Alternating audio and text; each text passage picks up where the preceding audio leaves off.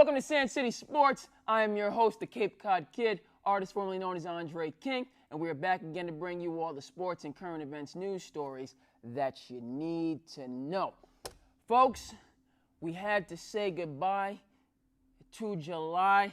That's a little bit difficult here in tourist town. July kind of represents the height of the summer, starting with the 4th and then moving through that glorious heat wave that I personally was thrilled to experience. I was very pleased with the heat wave here on the Cape.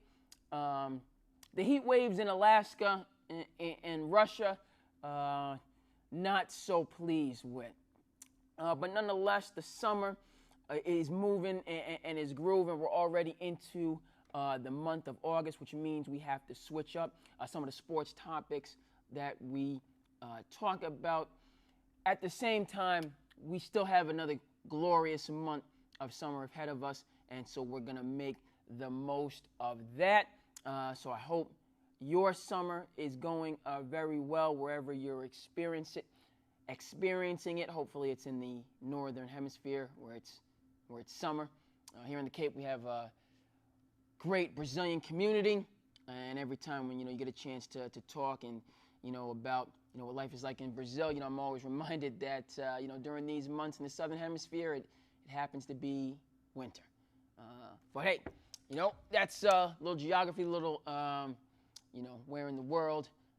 Carmen Sandiego, great show in the 80s and 90s for you. Let's get to this sports business. Our friend Ezekiel Elliott has said, "No money, okay, no Zeke. You don't break bread. We're not going to be showing up to camp." And I got to say, I'm firmly in support. It's been mentioned on the earlier episodes. Great movie, Friday Night Lights, and star of that film, and one of probably the best player on that team, that Texas high school team. His name was. Let me see. It wasn't. The name will appear on the screen. I'm going to say his name was Boona, because he had that famous line. You want to win? His name was Booby. Okay, it's coming back to me, folks. It's coming back to me. He said, "You want to win? Let Booby spin." Okay, you want to win this ball game? You need your best player out there on the field. Now, of course, if you've seen the movie, you remember that great high school player had suffered a knee injury, and that was the reason, why he was sidelined.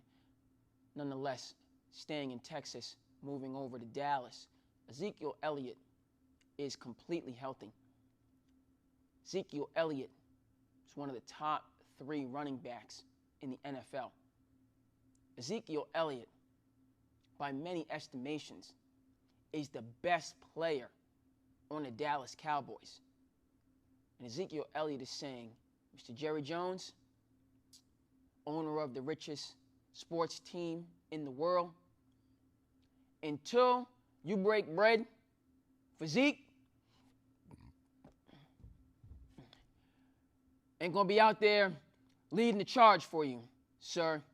We got to get this contract squared away." And again, coming from the basketball background, I have to defer, on these topics and the other sports. But, listen and speak for yourself yesterday. And Eric Dickerson, being on the program, and he broke it down in a way that was very helpful.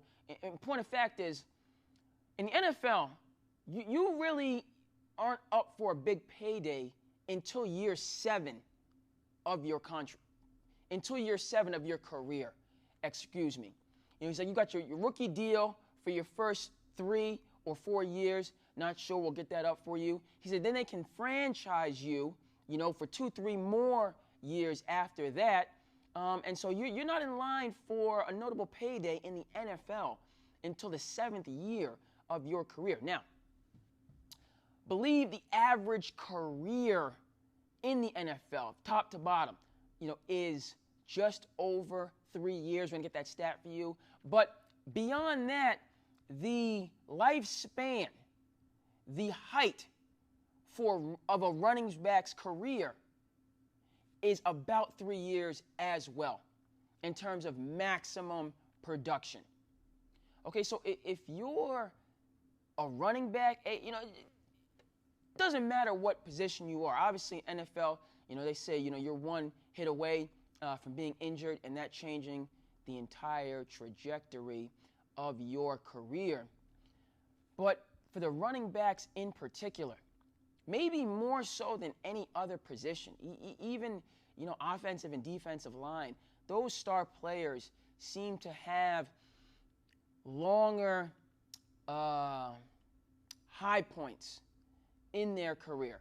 You look at great defensive players. Okay, obviously, for me, I start in the 80s. The Lawrence Taylors.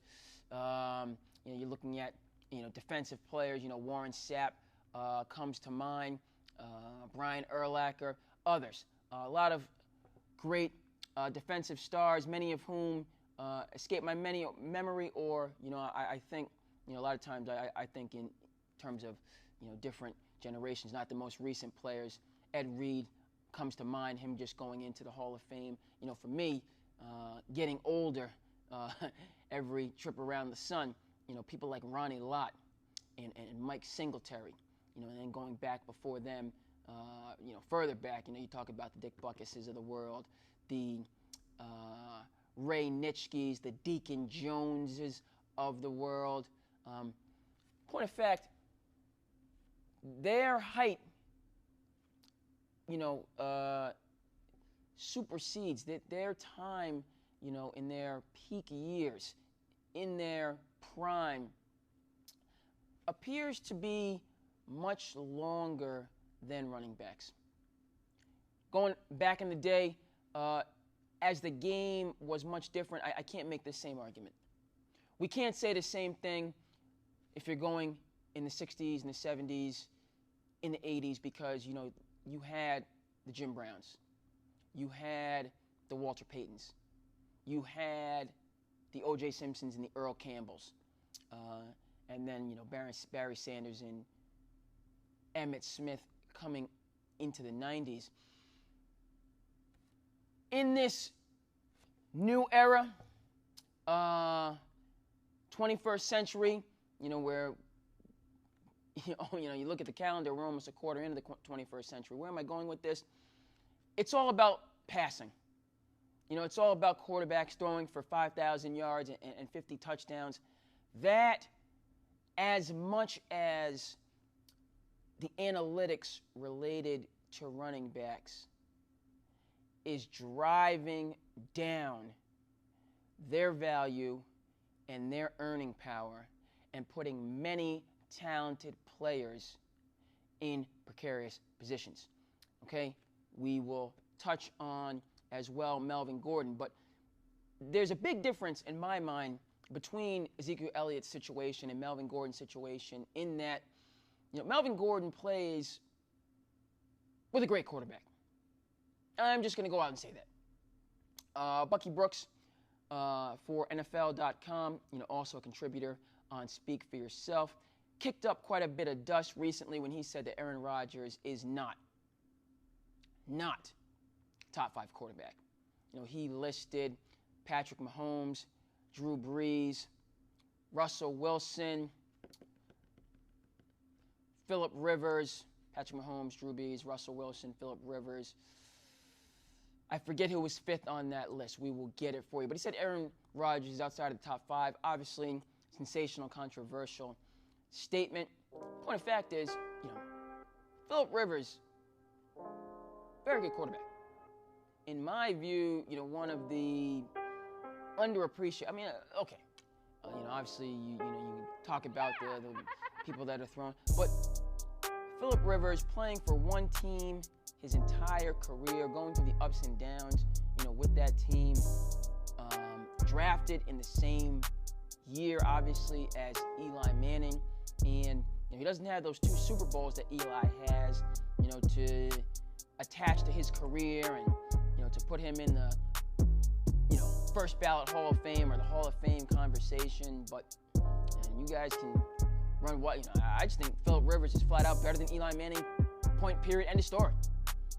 Eli Manning produced 2 good games under the brightest lights. His defense also in those games had unreal performances, and so he has 2 Super Bowl championships. But over the course of their career, I take Phillip Rivers over Eli Manning every single day. And again, so when we're talking about, Melvin Gordon, his holdout, do I think, just on the eye test that he's an incredibly talented player and deserves to get his money? Absolutely. But his situation, he's not the best player, or arguably the best player, or overwhelmingly, if you took a poll, would get the majority of the votes for best player on the San Diego Chargers. Whereas, in terms of the Dallas Cowboys, Ezekiel Elliott is their best player. And so, Zeke saying, look, absolutely not.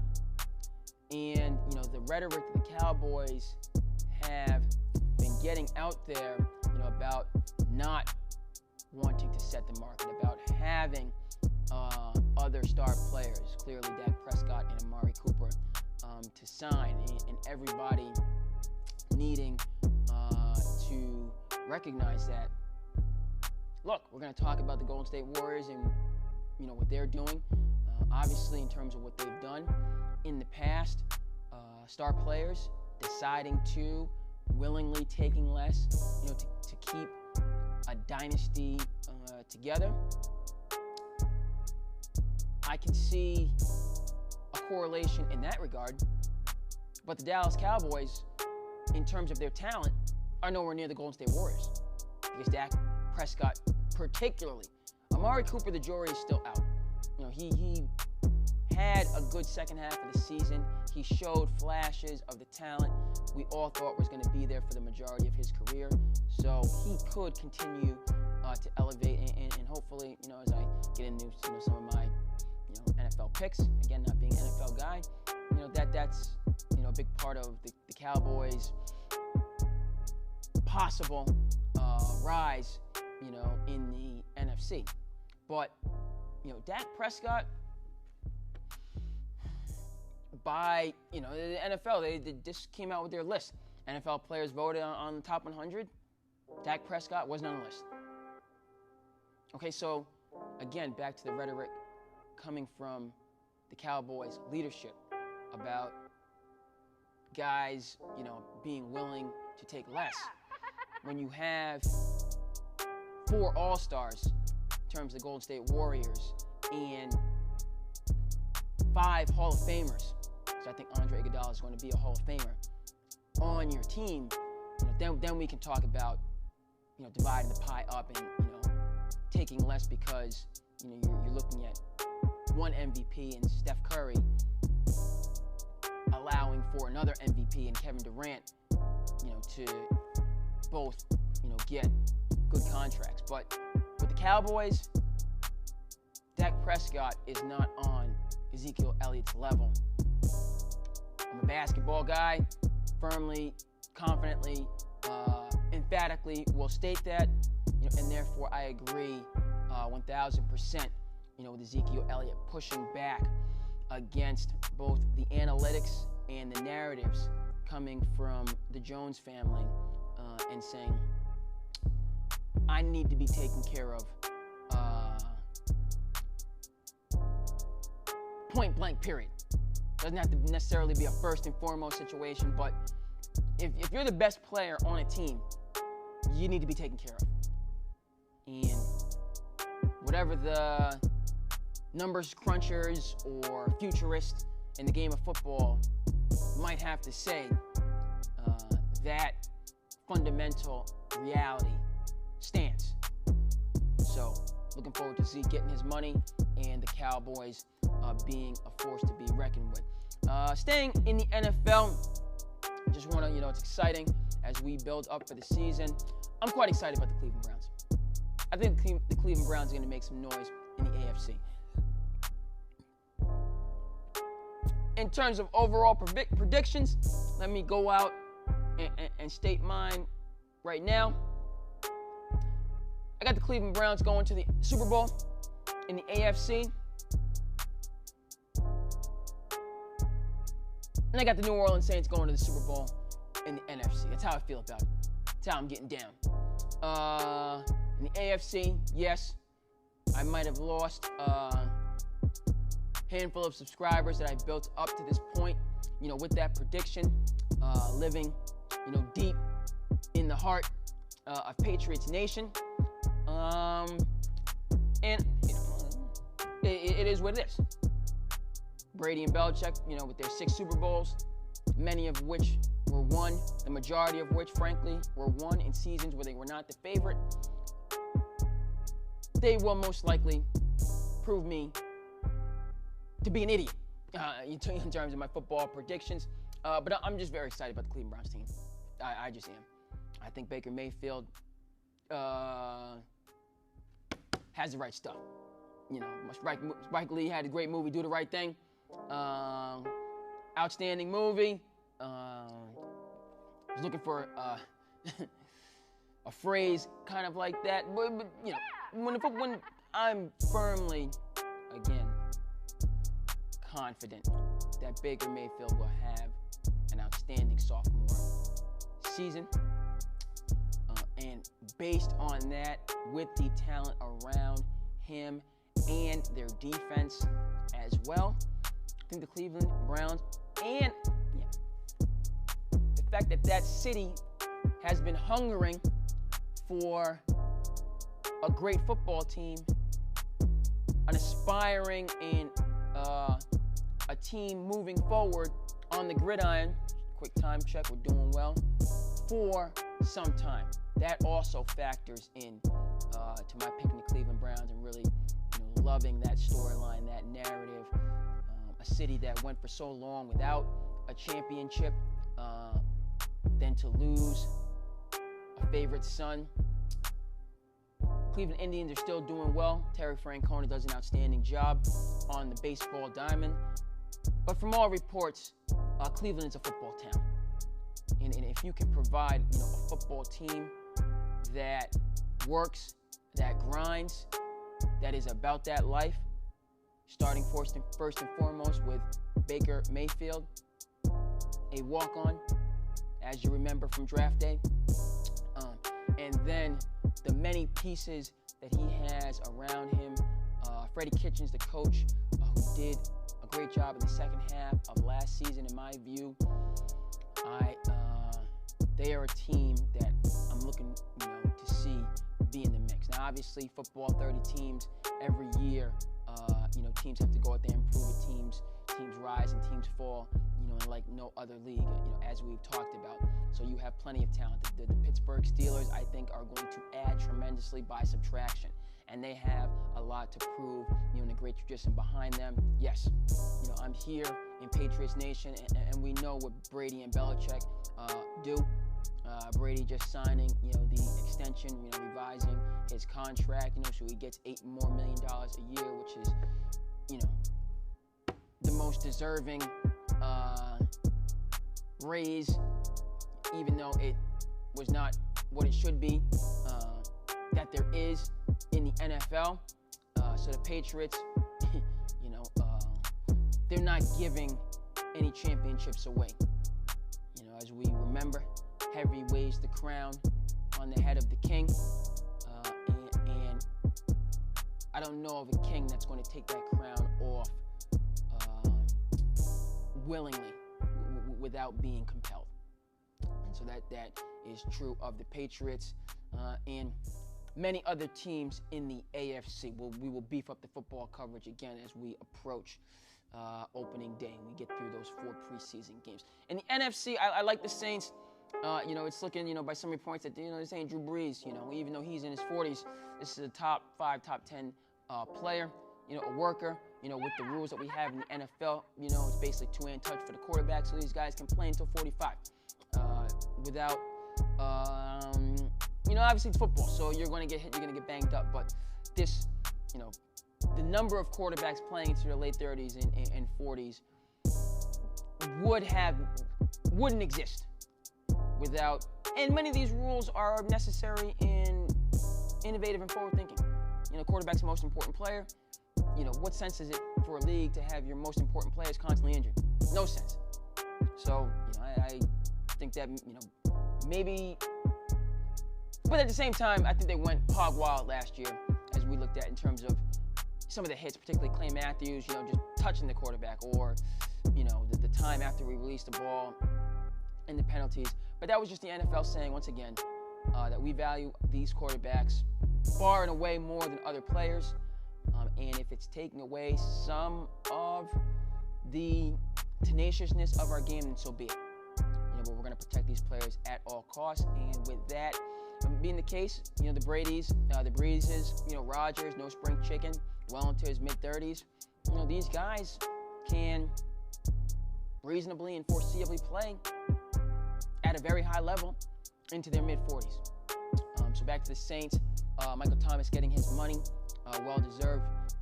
Great organization, great leadership, Sean Payton, for well over a decade. How's it going, Ivan? Quick shout out. Great people here once again at the Media Center.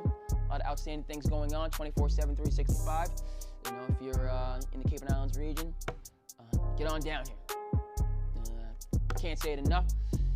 But back to the Saints, and this having nothing to do, because I'm going to conclude my football talk as it's taking up some time, hopefully in a good way, a dynamic way, an engaging way. But the Saints have no one to blame but themselves for losing the NFC Championship game. Okay, the refs did not decide that game. Point, period, end of story. I don't care if the mayor, the governor, the senator, whoever, wanted to file a lawsuit against the NFL. Because the fact of the matter is that call was missed, and that would have put them in a first and goal situation, sure, but there's no guarantee that they would have scored a touchdown. None, zilch, zero. All right, so they still could have kicked the field goal. Okay, beyond that, they had the chance to stop the Rams in regulation, which they didn't. Their kicker kicked a 40-some-odd, 50-some-odd yard field goal to go into OT. Who got the ball first in overtime? Yeah, that's right, the Saints. All right, so you had a chance, as the Patriots did in Kansas City, to end it for good and all in overtime by driving all the way down the field, as Tom Brady and the Patriots did, okay, and scoring a touchdown and sealing the deal. Did the Saints do that? No. Drew Brees threw one of the worst interceptions that he's thrown in his entire career, an absolute moonshot. Threw it directly into the air. All right, I myself, who, as before mentioned, haven't stepped on a football field, okay, since I was the tender age of 13. Haven't gotten hit, again, well over 2 decades.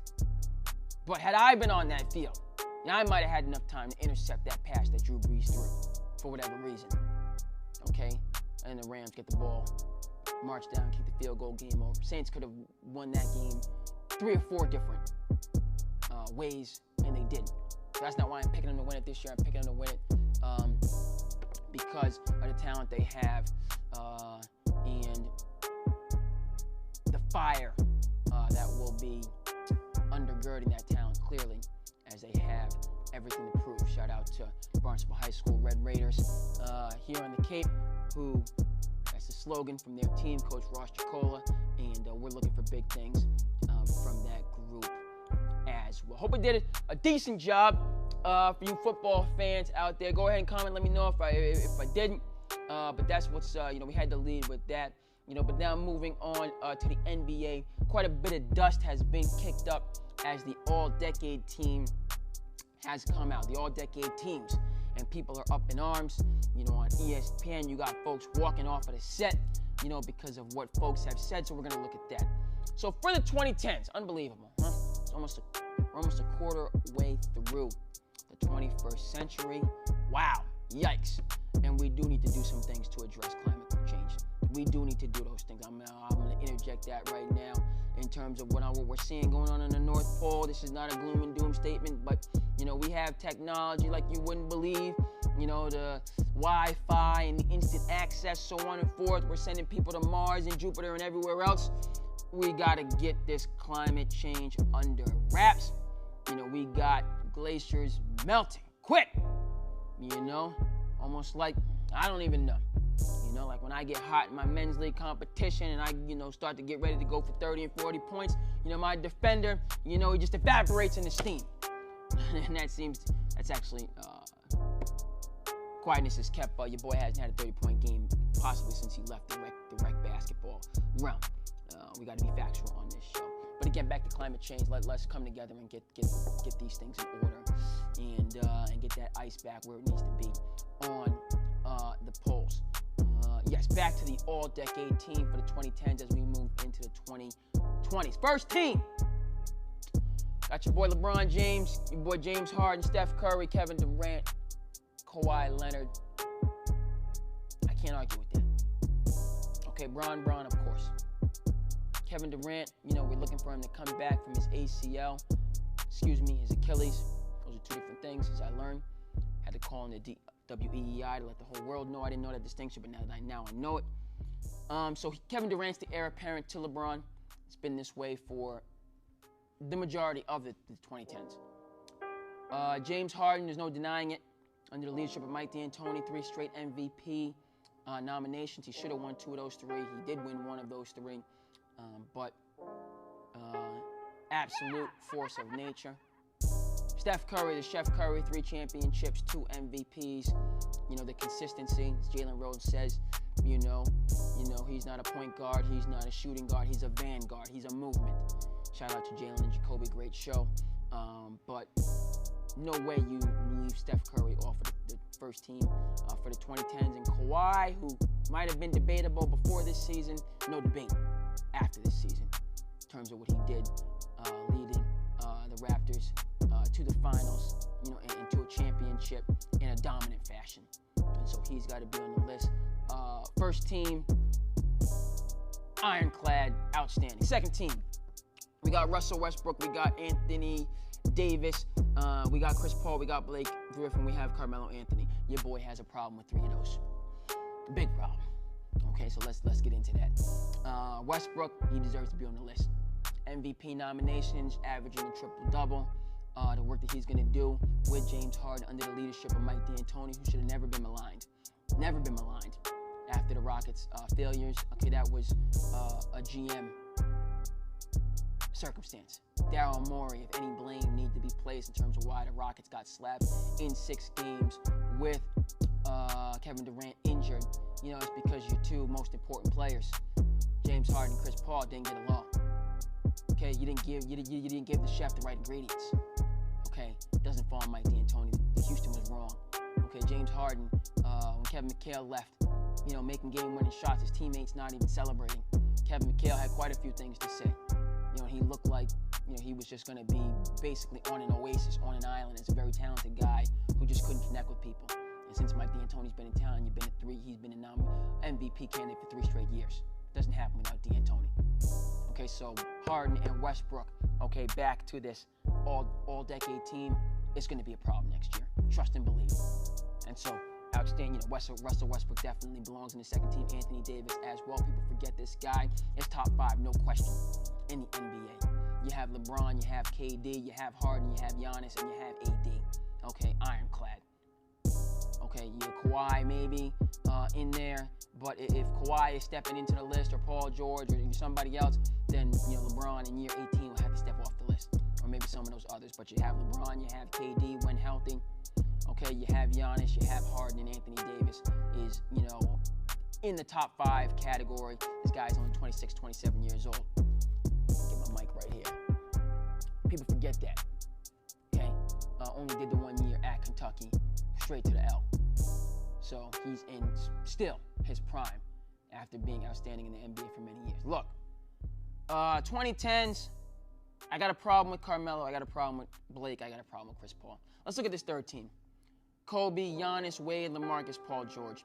And this is why we had folks walking off of sets, on TV this year. Yes, Kobe, as we come into the 2010s, the argument, the Lakers won the first 3 championships of the 2000s. So 01, 02, 03. Okay, then Kobe, he gets his next championships, quick time check, in the later 2000s. We're talking 09, 010. So when they get those next championships. So really, and then after that, the decline started. So putting Kobe on the third team is really not that wrong. If this was the first decade of the 2000s, then of course Kobe's going to be first team. You're talking about 5 championships. But really, He won his last championship in the first year of this last decade, and then, his career, according to all, reports, this is not new information, began to decline. That was the twilight, after the last championship. So, him being on third team, I can't, disagree too much with it. I would bump Giannis up, and I would bump Paul George up. Again, with Wade, they're winning these championships. Let's see. They lost in 11 to Dallas. They won in, is that correct? Yes, they lost in 11. They won in 12 and 13. And then they lost in 14. So Wade, winning the championship in 12 and 13. And then, after LeBron left, he definitely handled business. So I would also consider moving Wade up. Paul George, the injury is probably why he had to be bumped down, and he did miss, some of his prime years with the Pacers because of the unfortunate injury suffered in Team USA. But for me, look, Carmelo, again, his career mirrors LeBron's. What did he really do in the 2010s? We're going to have to do some fact-checking on this, but as we're, going through these championships, 2010 is the Lakers. 2011 is Dallas. 2012 is the Heat. 2013 is the Heat. 2014 is San Antonio Spurs. 15 is, of course, your Golden State Warriors. 16, if Draymond doesn't get suspended, would be the Warriors again, but that's Cleveland. 17, 18, again, back to the Warriors. 19 is Toronto. Where is Carmelo in all of this? Where is Blake Griffin in all? What are they doing during this time? Absolutely not. So Carmelo Anthony clearly should be on a third team for the 2010 in it. Folks, that's going to do it. Go ahead and comment, like, and subscribe as you feel the need. I am your host, the Cape Cod Kid, artist formerly known as Andre King. I want to thank you for tuning in to SandCity Sports, and we will see you here back again, yes, sir, the next time.